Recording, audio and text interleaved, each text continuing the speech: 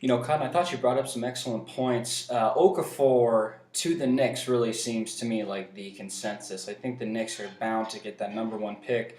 Phil Jackson and Derek Fisher are both trying to recreate the triangle offense in New York. They already got Carmelo Anthony.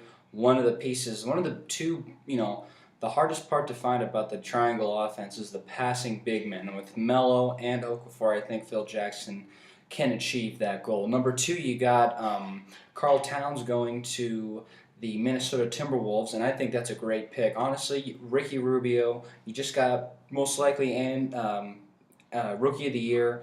Uh, Andrew Wiggins on your team. You pair him with a defensive powerhouse like Carl Anthony Towns, along with his offensive mobility off pick and rolls. I think that's a great spot for him to land too. Third, we got the Los Angeles Lakers. Here, I have to agree with you again, going D'Angelo Russell. I think that the shooting guard, point guard position is in dire need in LA. They got Kobe Bryant coming back for one more year, and we got to think that they're going to make a splash for one of the big men in free agency this upcoming offseason. And we talked about this earlier in the show, but we could easily see the Lakers getting the second or even first pick in this draft. And with them, I could easily see them taking either Towns or Okafor.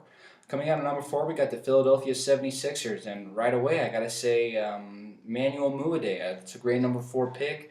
He's one of the top point guards in the draft. He showed great promise in the China League, and that's kind of what they're needing right now. They just lost Michael Carter Williams in a trade to the Milwaukee Bucks this season, and he was kind of your main man in terms of the point guard position.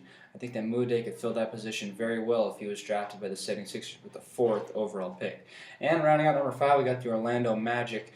You said Justice Winslow. I think that's a great pick. They got Vucevic. They got number two overall pick Victor Oladipo, who I'm a huge fan of. I think if you put Winslow in that system and let him develop over a couple of years, maybe put him in the backup small forward position until he gets comfortable enough to move into that final role, I think that's a great pick. But overall, Cotton, I think you did a very accurate job with that top five.